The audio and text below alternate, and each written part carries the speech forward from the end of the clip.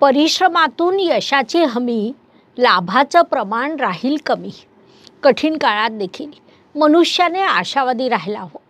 तुमच्यातील सकारात्मक शक्ती हीच तुम्हाला अंधारातून प्रकाशाकडे नेणारी आहे. ही बाब मीन राशीच्या सर्व जातकांनी या सप्टेंबर महिन्यात प्रामुख्याने लक्षात घ्यावी. गुरुदेवांची जलतत्वाची अत्यंत संवेदनशील लोकांची रास म्हणून मीन राशीची विशेष ओळख आहे. नमस्कार, मी ॲस्ट्रोगुरू डॉक्टर ज्योती जोशी सर्व ज्योतिषप्रेमी व अभ्यासकांचं मनपूर्वक स्वागत करते. आपण सप्टेंबर 2024 या महिन्याचं राशी भविष्य समजून घेत आहोत. आज आपण मीन राशीच्या जातकांसाठी हा महिना कसा राहील यावर सविस्तर चर्चा करणार आहोत. विविध दृष्टिकोनातील या महिन्यातील ग्रहस्थितीचं शास्त्रोक्त विश्लेषण करणार आहोत. सोबतच व्हिडिओच्या शेवटी मी तुम्हाला या महिन्यात करावयाचे विशेष उपाय सांगणार आहे. त्यामुळे व्हिडिओला शेवटपर्यंत बघायला विसरू नका.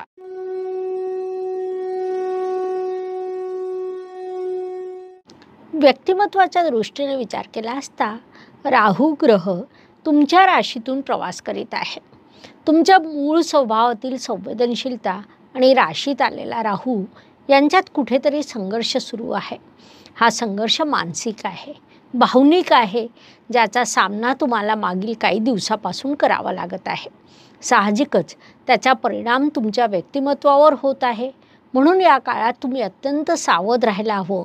जास्तीत जास्त आपल्या मूळ स्वभावानुसार वागण्याचा प्रयत्न करायला हवा.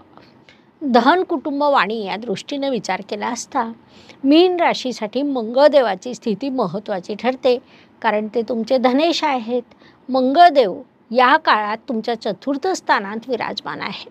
त्यामुळे अर्थातच कौटुंबिक प्रॉपर्टीतून धनलाभ होणं, कुटुंबातील व्यक्तीच्या सहकार्याने धनलाभ होणं यासारखा विषय या ठिकाणी दिसून येतो. तुमच्या वाणीमध्ये उग्रता येईल, जी तुमच्या वाणीमध्ये सहसा नसते. कौटुंबिकदृष्ट्या एकटेपणाची भावना या काळात तुमच्या मनामध्ये निर्माण होऊ शकते. त्याचा तुम्हाला त्रास होऊ शकतो, कारण एकटेपणा तुम्हाला कधीच आवडत नाही. तुम्हाला कुटुंबात रमणं आवडतं. तुम्हाला कुटुंबातील सदस्य, नातेवाईक हवे असतात. मात्र या काळात तुम्ही नेमके एकटे पडणार आहात.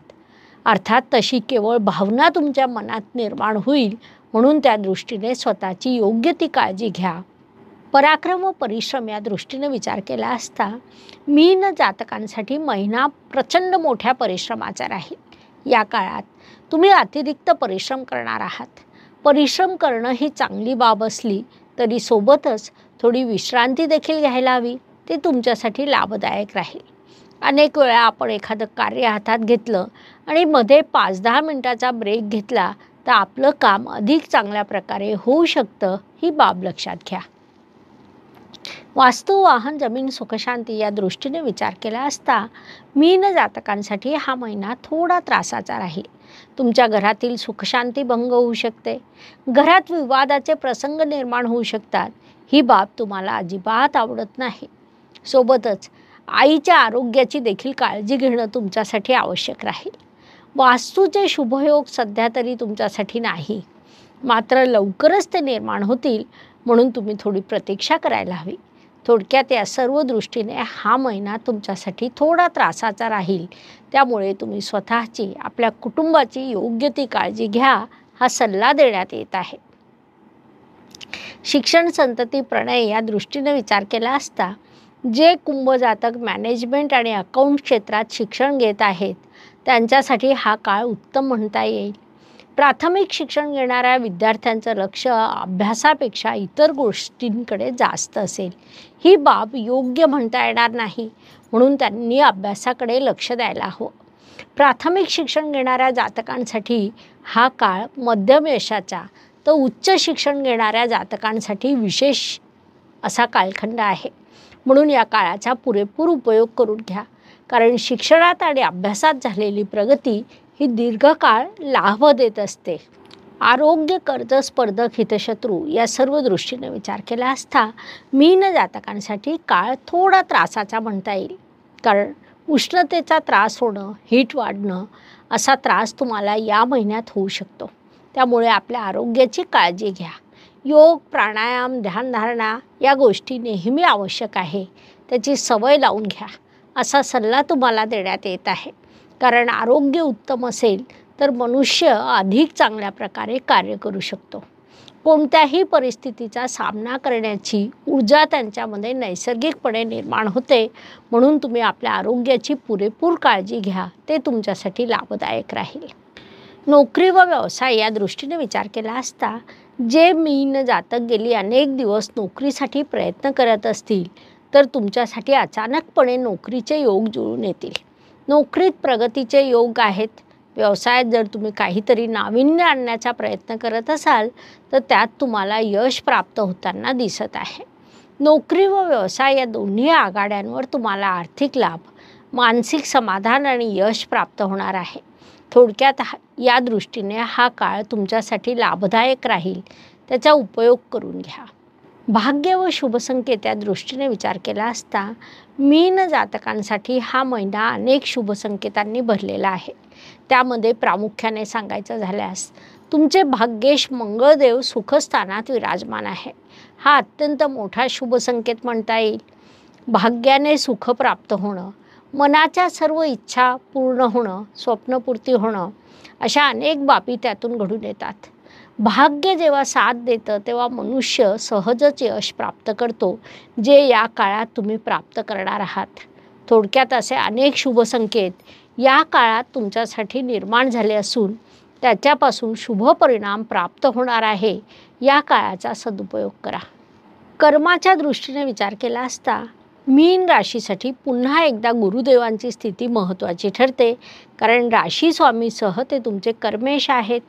गुरुदेव या काळात तुमच्या परिश्रम स्थानात विराजमान आहे.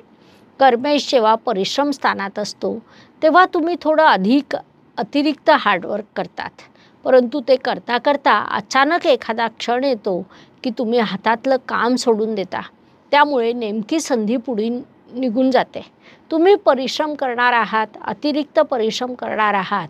मात्र जेव्हा असं वाटेल की आपण हे सोडून द्यावं तेव्हा नेमकं ते कार्य पूर्णत्वाकडे पोहोचलेलं असेल. म्हणून याबाबतीत थोडं जागरूक राहावं. हाती घेतलेला काम पूर्ण करण्याचा प्रयत्न करावा, हा सल्ला तुम्हाला देण्यात येत आहे. लाभाच्या दृष्टीने विचार केला असता ज्योतिष नियमानुसार लाभ स्थानात येणारा प्रत्येक ग्रह लाभ देण्यासाठी तिथे आलेला असतो. तसंच लाभ ज्या स्थानात असतो तिथे लाभ प्राप्त होत असतं. जर तुमचा संबंध परदेशाशी असेल, तुम्ही एखादी परदेशी भाषा शिकलेला असाल, तुमचा व्यवसाय परदेशात असेल, नोकरी परदेशात असेल किंवा कारागृहाला तुम्ही काही वस्तू सप्लाय करीत असाल, हॉस्पिटलशी संबंधित तुमचा काही व्यवसाय असेल तर या काळात तुम्हाला लाभाच्या संधी भरभरून प्राप्त होणार आहे. मात्र इतरांना लाभापेक्षा नुकसान होण्याची शक्यता जास्त आहे. ही बाब लक्षात घेऊन त्या दृष्टीने योग्य ते नियोजन करा, असा सल्ला तुम्हाला देण्यात येत आहे.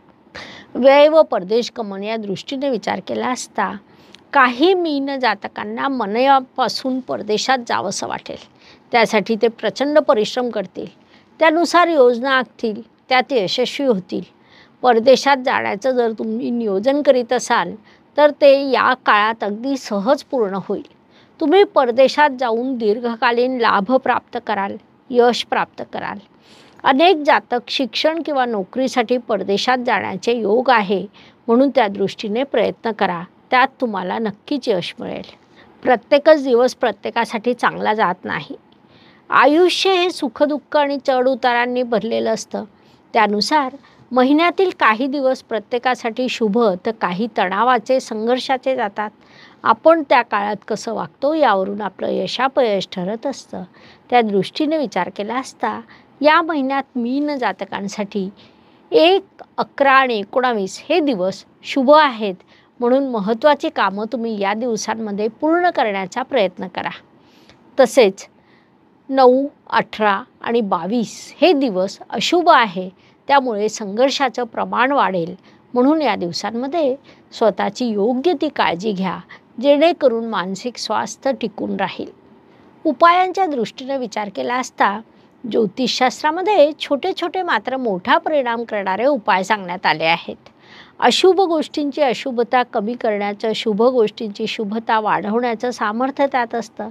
त्यानुसार सप्टेंबर महिन्याचा विचार केला असता या काळात मीन राशीच्या जातकांनी गुरुवारी मंदिरात जाऊन केशर व हरभऱ्याची डाळ दान करावी. त्याचे शुभ परिणाम प्राप्त होतील. त्यासोबतच तुम्ही कपाळावर तिलक लावला तर तो देखील तुमच्यासाठी लाभदायक राहील. या दोन्ही उपायांचे शुभ परिणाम प्राप्त होतील म्हणून तुम्ही ते केलं पाहिजे. अशा पद्धतीने मेष ते मीन प्रत्येक राशीसाठी सप्टेंबर 2024 कसा राहील हे समजून घेण्यासाठी आम्ही 12 व्हिडिओ तुमच्या या चॅनलवर अपलोड केलेले आहेत. मासिक आणि वार्षिक राशी भविष्य आपण या चॅनलवर सांगत असतो. तसंच दैनिक आणि साप्ताहिक राशी भविष्य आम्ही व्हॉट्सअप ग्रुप्समध्ये शेअर करतो. तुम्हाला ते हवे असल्यास तुम्ही आमचा कोणताही व्हॉट्सअप ग्रुप जॉईन करा. तसंच कमेंट बॉक्समध्ये जय ज्योतिष अवश्य लिहा. धन्यवाद. शुभम भवतु. हर हर ज्योतिष, घर घर ज्योतिष. नमस्कार. शास्त्राचा अभ्यास करण्यासाठी माझी मराठीतून 11, हिंदीतून 2 अशी पुस्तकं प्रकाशित झाली आहे. विशेष बाब म्हणजे मी स्वतः संशोधित केलेली ज्योती जोशी पद्धती अर्थात जे पद्धती या विषयावर स्वतंत्र ग्रंथ उपलब्ध आहे. त्याचा देखील लाभ घ्यावा. यूट्यूबची कार्यप्रणाली ही मुख्यतः लाईक, शेअर आणि सबस्क्राईबवर चालते. Please like, share and subscribe the channel. धन्यवाद. शुभम भवतु. जय ज्योतिष.